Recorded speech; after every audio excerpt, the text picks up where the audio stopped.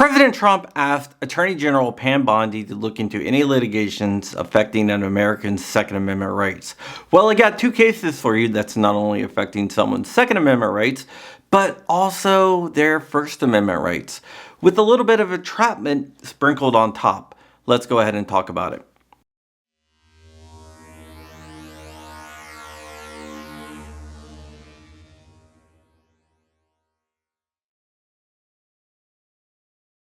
Hey Wolverines, I have some big news coming out soon, but I really can't say anything quite yet, so just stay tuned. While you are at it, you can support the channel by visiting my Patreon or locals. They are listed below in the description. You can also grab a channel membership where you don't even have to leave the YouTube page. If you want to support the channel for free, you can like, comment, and subscribe. It really does help out the channel a lot. Now let's get into the meat and potatoes of the story. On Friday, President Donald Trump issued an executive order demanding that Attorney General Pam Bondi review any litigation that might have violated an American's Second Amendment rights. Many cases could be reviewed by Ms. Bondi, but there are a few cases that stand out to me because they were injustices taken against my friends by an out-of-control federal agency known as the Bureau of Alcohol, Firearms, Tobacco, and Explosives, better known as the ATF. I bet you can guess the first case. Yeah, you are correct. It is the auto keycard case. I am sure you all know all about the case I'm talking about. I see all the free CRS comments down below and keep them coming.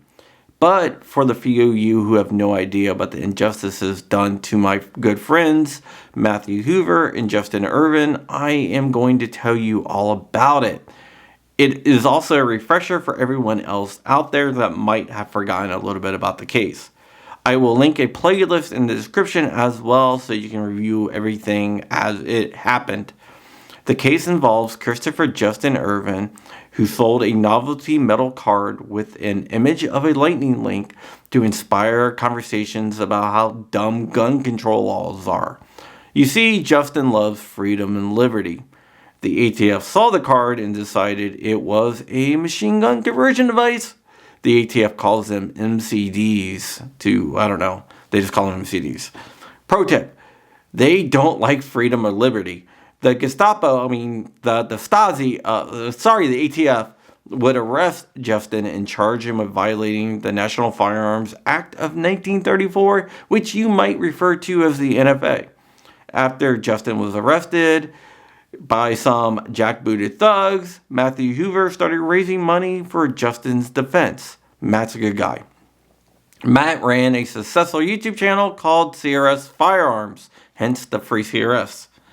During Justin's time in business, he contracted with CRS to advertise the item on in business with Justin. He was just an advertiser.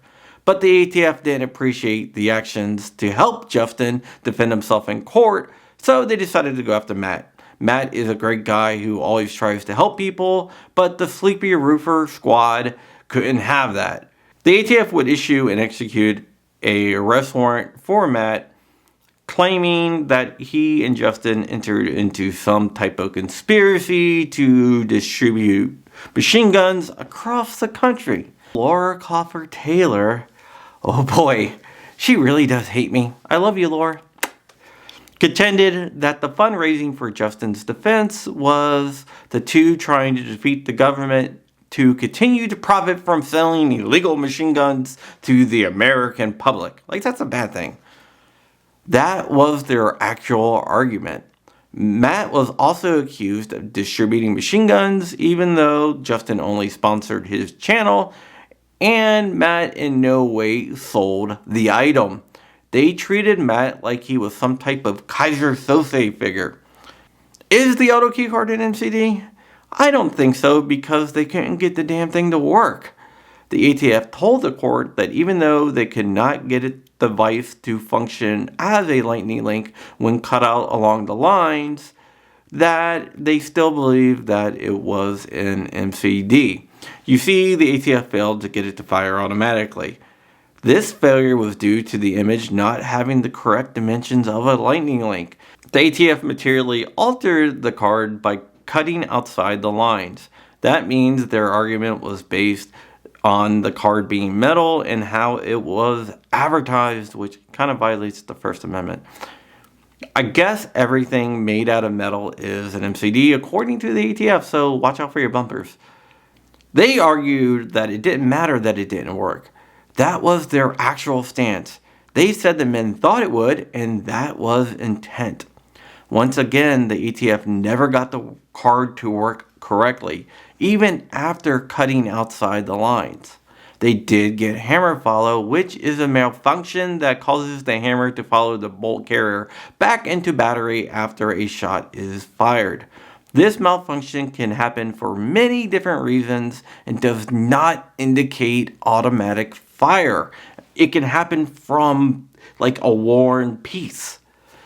Everyone will experience hammer follow if you shoot enough. The men's lawyers were also prohibited from making a Second Amendment defense. The court limited their argument, which adversely affected their defense. The United States Attorney Laura Crawford Taylor, one of my favorite people in the world, also filed an order trying to gag me and also trying to gag Flying Rich from reporting on documents that we received legally, which was absolutely ridiculous and not a very smart move on them. But hey, it's Taylor. Gun Owners of America stepped up and defended my right to freedom of the press. They defended Rich's right to freedom of the press. I love those guys. They were shocked as hell as a team of lawyers showed up and amicus briefs were filed on our behalf. The ATF dropped their motion to gag me after the show of force in the courtroom by the GOA attorneys. And I heard allegedly that Laura Crawford Taylor cried, but cannot confirm that. Pretty sure she did, but can't confirm it. Both Matt and Justin were found guilty and sentenced to 5 years in prison for a piece of non-functional art resembling an MCD. Matt has a family and he was the breadwinner of his family, so the ATF took their pettiness out on his wife and kids. Laura Crawford Taylor, you are still evil. I don't care if you complain about the comments, you're evil. There's an ongoing appeal, and the Justice Department can step up and stop the violations of the men's Second Amendment rights and their First Amendment rights. If not, how about a presidential pardon? I'm looking at you, Big D. The second case involves a decorated Navy sailor named Patrick Tate Amiak. Tate, as his friends call him, served in the Navy with pride, and he also sold firearms parts kits part-time to make some extra money.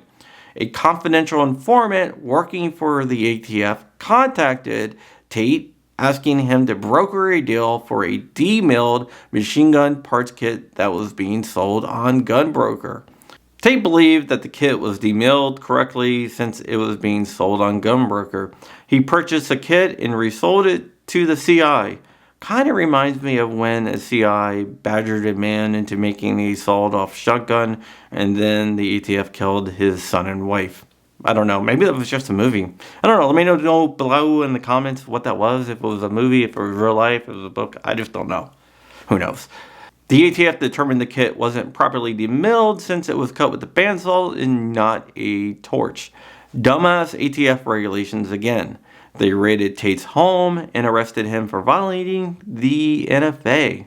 Sounds kind of like entrapment to me, but what do I know? During the search, they found power tools.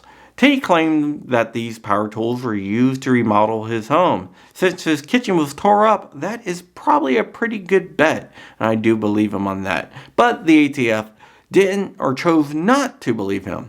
They argued that the tools were used for making guns, like the zero restored machine guns they found at his home. The ATF also found a demilled RPG that Tate purchased at a flea market when he was out in California. The RPG did not have a fire control group, and it had a large circular hole cut in the side, like the ones you see being sold on the internet. The ATF welded the hole shut, claiming that it wasn't big enough to be considered demilled. They also installed a fire control unit. Basically, they rebuilt the RPG. Do you know the regulations for what size a hull has to be? I didn't know. I had to call Walter over at Safety Harbor Firearms and find out from him. Point is, most people don't know the regulations. If it is being sold out in the open at a California flea market, I would assume everything is on the up and up. With the RPG rebuilt, they had to install all new internals and weld a piece of metal over the hull. The ATF was able to get it to work. They would charge Tate with multiple NFA violations. Tate was found guilty and is currently appealing the ruling to the circuit court. These two cases show that the ATF doesn't care about justice. They don't care about justice at all. They care about getting convictions. They could be going after the cartels or gang members, but they would rather go after members of the Second Amendment community. I strongly believe, and this is my belief, that they want to send a message that if you criticize them, they will come for you. But guess what, ATF? We are not afraid anymore. I never really was afraid, but we're not afraid anymore. You're on notice now. Stop this reckless prosecution of innocent Americans and stop shooting dogs. Seriously, what's up with that? Did you all get bit by a dog as a kid? Or are you just cat people? Anyways, do the right thing and let Matt, Justin, and Tate come home to their families. I'm going to link to some fundraisers in the description if you want to throw a few bucks towards them to help fight the cases. But the most important thing you can do is not forget about these guys and to continue fighting for them. They would fight for every single one of you. This isn't hyperbole. They would. That is why we at Black Swan Media Group are fighting so hard for them. We are pulling every string that we have, using every favor that we have. We will never stop until we get justice for the boys. I hope you won't stop fighting for them either.